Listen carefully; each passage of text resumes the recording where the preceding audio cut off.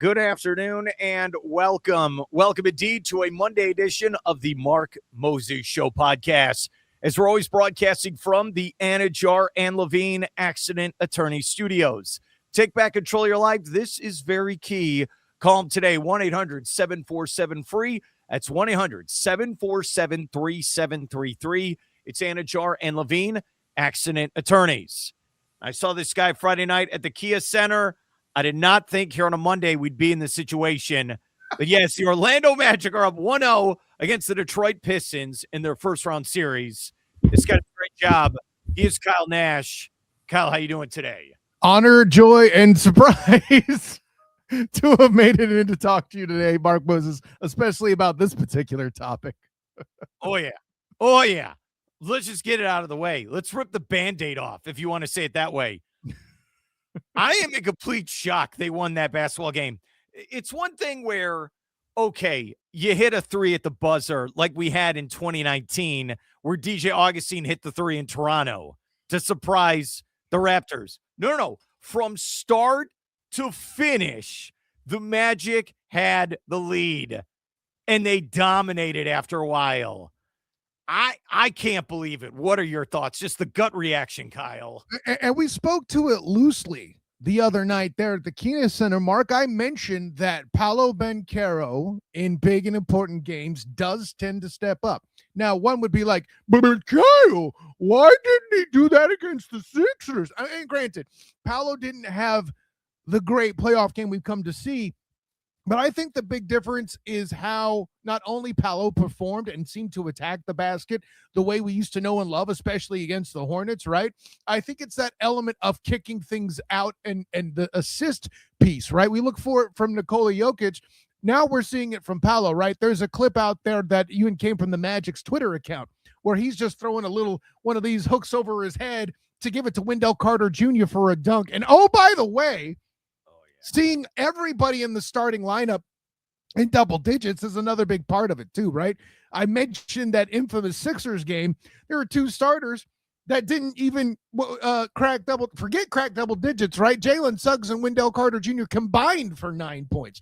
Desmond Bane continued to do Desmond Bane things. Great trade. I don't think anyone's going to argue that.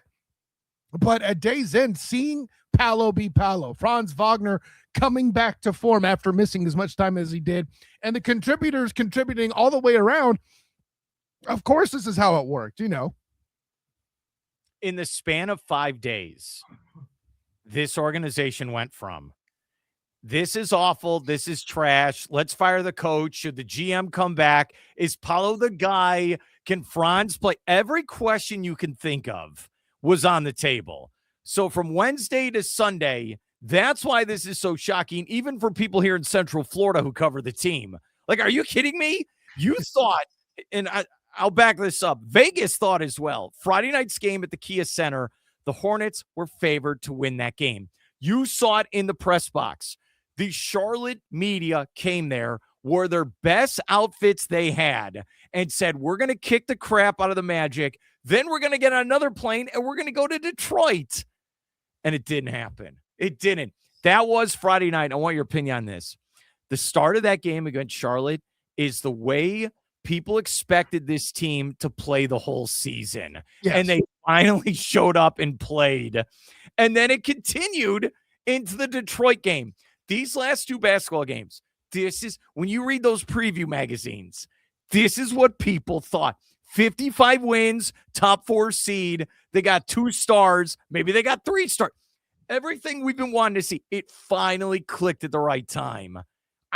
Amazing. What are your thoughts? The performance, Charlotte, and then that performance last night. Yeah, and you know, Jamal Mosley was asked before the game about facing the Hornets, who had managed to pick off the Magic a few times in the regular season, but he reminded us, hey, we were nicked up at the time when we played those guys, right? And I think you even said it best that night at Kia Center, Mark. The veteran presence, or that lack thereof, was a big part of it for why the Hornets fell apart.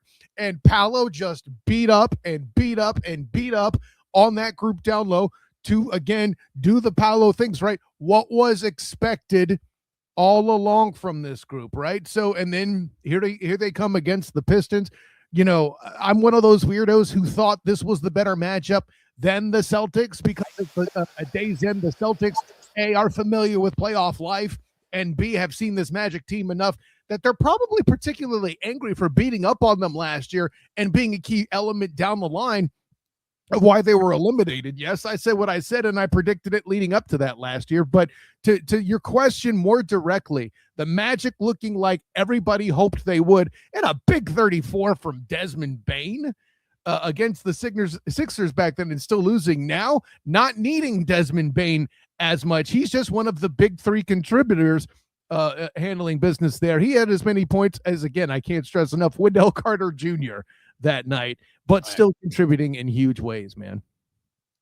I'm shaking my head. I'm just like, I can't find like, like in wrestling, finally the Rock has come. Finally, the Magic showed up. Dude, we've been watching this team for 6 straight months, night in and night out, injuries, inconsistencies, and they finally clicked. They look like the team we saw 2 years ago in the playoff series against Cleveland. I've been waiting and waiting. And you know what? Jalen Suggs, he came up big in that first quarter. And I loved on the broadcast where he dove for the ball, and Grant Hill's like, you didn't have to dive and slide for that ball. And he did it anyway.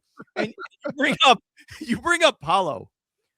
I'm not kidding around. The amount of text messages and just people reaching out to me from across the country, they're like, do we have to have a discussion about Paolo? Like, is this guy a bust? Is he not worth it? Is he not this? And the fact that he decided it's time to put up or shut up. It starts with him. It ends with him. He is a franchise player, and he brought, dude, and I think the key for him, and I want your thoughts on this. You have to limit him with the ball in his hands. There's times he wants to be LeBron. He wants to be Jason Tatum. No. Keep those turnovers down. Let him be a finisher. Let him just give him a chance to hit an easy shot or hit his open man. Don't do things you're not good at. You don't have to do everything. And we saw in the last 2 games, Paolo played his 2 best games of the season. How do you look at Paolo and how he's played?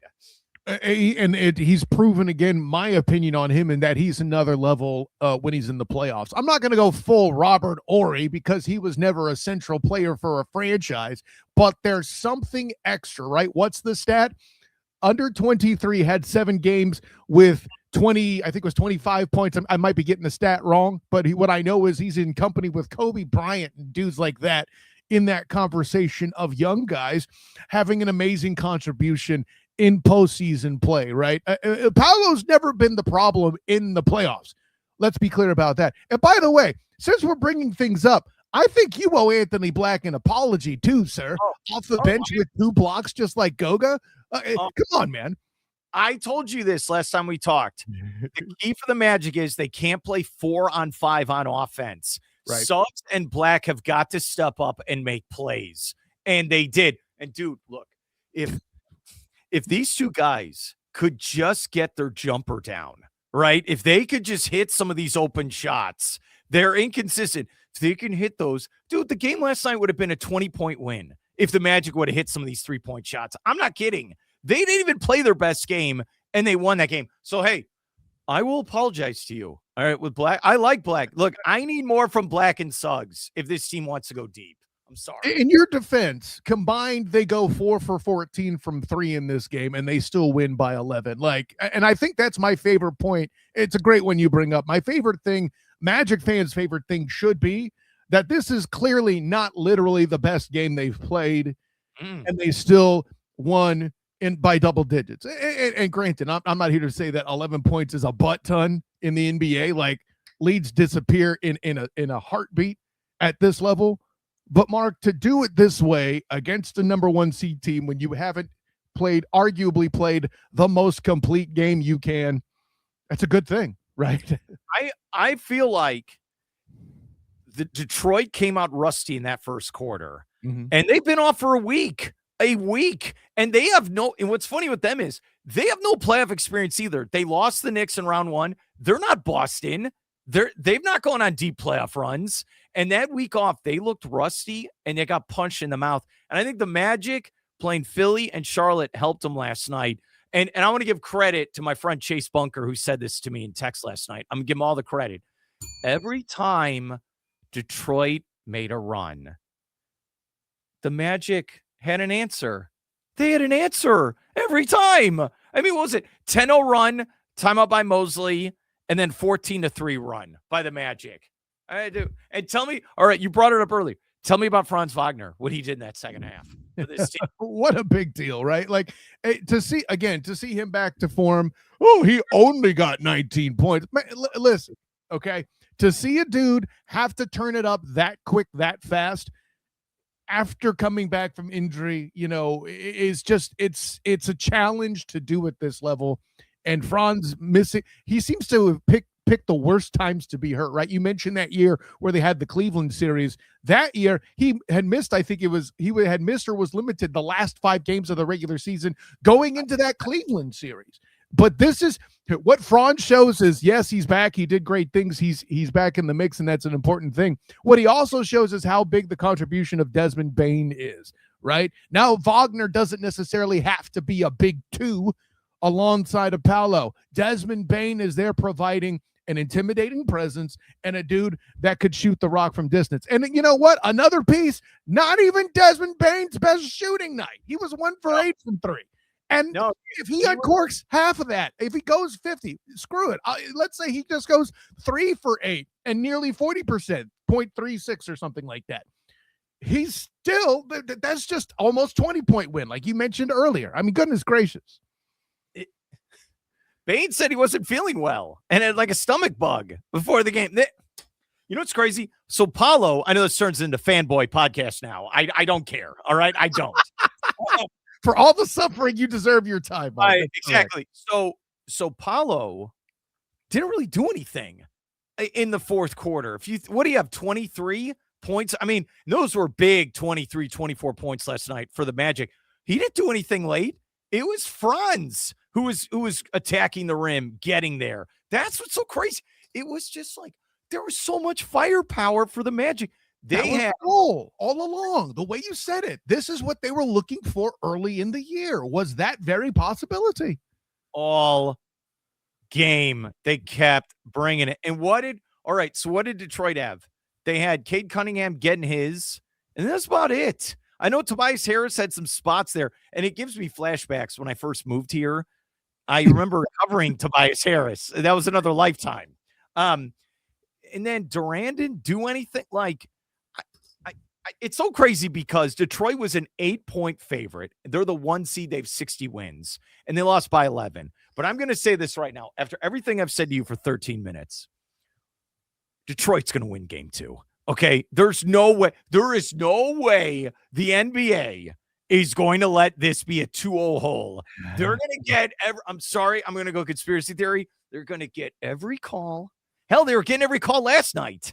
They're going to get every call. And if you're Detroit, you have a couple days to stew on it, and they better win game 2. I could see them winning game 2, and then game 3 this Saturday is going to be bananas at the Kia Center. That's what my guts. You got your split, and I think you get ready for game 3. Now, I want to win game 2, but I feel like Detroit's going to win game 2. What's your gut telling you? You have the right attitude, Mark, but let me spin it just a little bit, just for the sake of good radio, air quotes, okay? All the pressure's on the Pistons now. Think about that. The Magic have already been declared a disappointment. That train is leaving the station, okay? But Jamal Mosley, even if they win 2 of these games and it goes 6, is probably still getting fired. They're in full blaze of glory mode. But if they drop 2 in Detroit like this, and they have that hole, you start getting the lemon booty in just the right way. That game 3 back in Orlando, where you don't have your home crowd, is just super hard. I refuse to use must win in a game 2. But boy, this is the next best thing to that from Detroit's perspective. I can't believe I'm about to say this. Now look, it's only one game, and don't worry. I had Rob in the 321 hit me up on Twitter saying he's a big Pistons guy. Mark, calm down. It's one game. Correct. I think the Mosley thing is interesting now. If they compete and they play hard, and they're in this, and we go 7.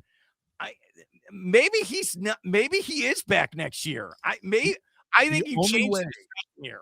The only way Mosley's back next year, in my opinion. Granted, you've heard me say many times, I don't think he's the problem, right? I haven't defended him as hard as I've defended, say, a Johnny Dawkins at UCF, but I don't think he's the problem. I know a lot of people do. I'm not mad at them for thinking so. I think there's too many other things to put it all just on Jamal Mosley. But I will say this. I don't think the front office keeps Jamal Mosley unless they win that first round. And even then, it's kind of iffy. But before we can even open up the conversation, in my perspective, they've got to claim the first round. And you know what? I know deep in your heart, you hope you're wrong with that. You hope they win this first round series. Absolutely. That's what's funny. These two teams are so similar. I don't even know what that locker room was last night for Detroit. I don't know what the hell they're thinking right now. Dazed and confused, perhaps. That's all I got. Yeah, they thought, okay, NBC put that in prime time, 6:30, and we're going to show how great the Pistons are. And they're going to run the Magic out of the building, just like we saw earlier where Boston did it to Philly and whatever the hell that Oklahoma City game was. I just go to high school football running clock in the second quarter. That was over as well. Dude. And I had people reach out to me. It's on NBC. It's not, I knew where the game was. It's not on some streaming service. It's not buried. 6:30 Eastern time. Everyone watched that game. Everyone saw it.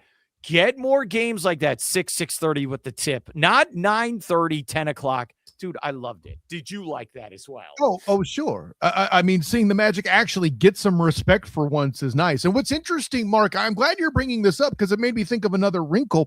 There's not even local dudes calling the games on TV right now, right? Jeff Turner is on the radio broadcast, and Dante Marcatelli gets to watch it as a fan for the Magic when they get back here to Orlando, okay? So all of the above to say, one wonders if the national attention is kind of part of what made the Pistons tight in the game there too. Perhaps they get used to it and again improve in game 2, but that pressure, we talked as much as we've talked, Mark, about the Magic reading the headlines and feeling themselves a little too much. One has to wonder if the Pistons weren't guilty of the same in game 1, perhaps. And by the way, I saw where it's like, oh, game 2, I believe it's on Peacock. I'm like, you know what? Can we take a night off from Chicago Fire, Hope, Hospital, Lawyer? Just chill out. Put the game on TV. Okay? Just calm down.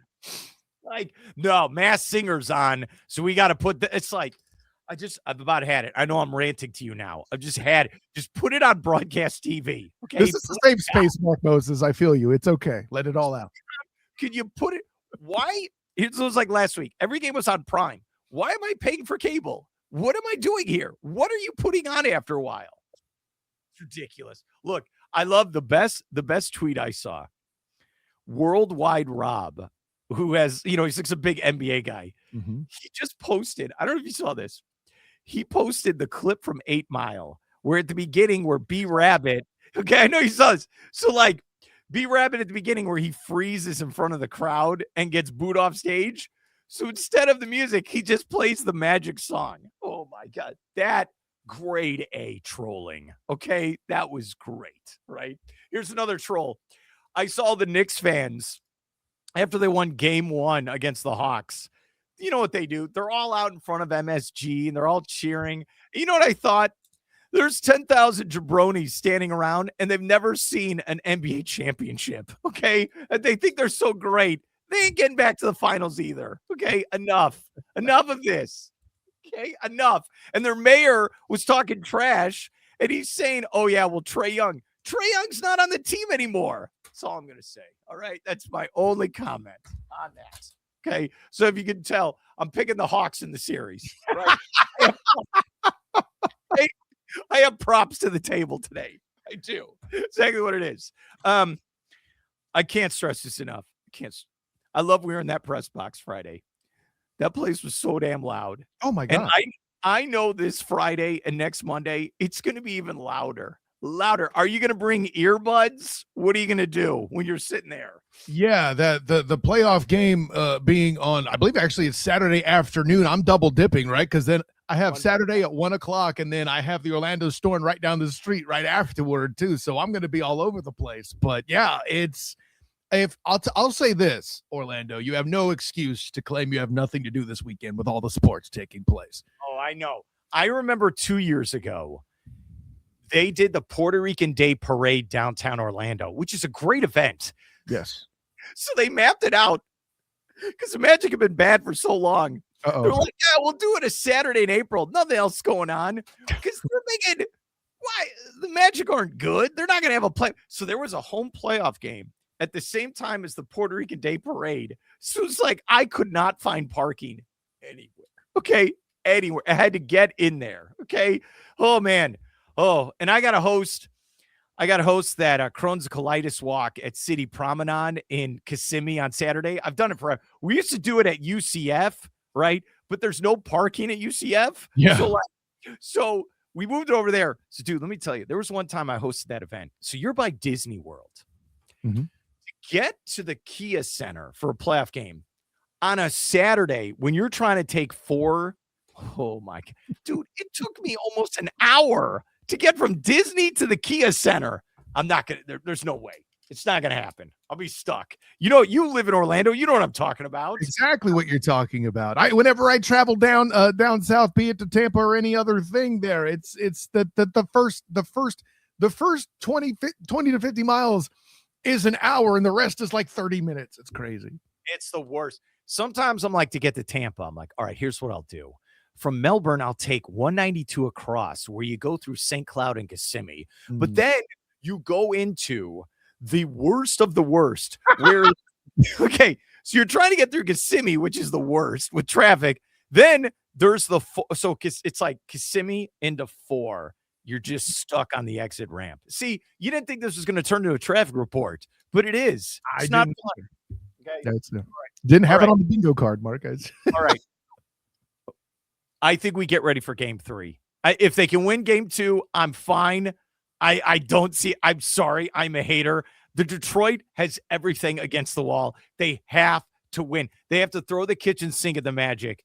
Correct. I'm going 1-1 to game 3. What's your pick? Yeah, I'm with it too as well. I do mention, granted, I don't do it with as reckless and abandoned as you do, perhaps. I acknowledge that I think there's an element of this that's going to keep this close. I think the Pistons, they won't come out as slow as they did, but I think maybe the first 5 minutes, once they get going and that train starts rolling, if they do what they can to keep the Magic shooting that same way, there's hope.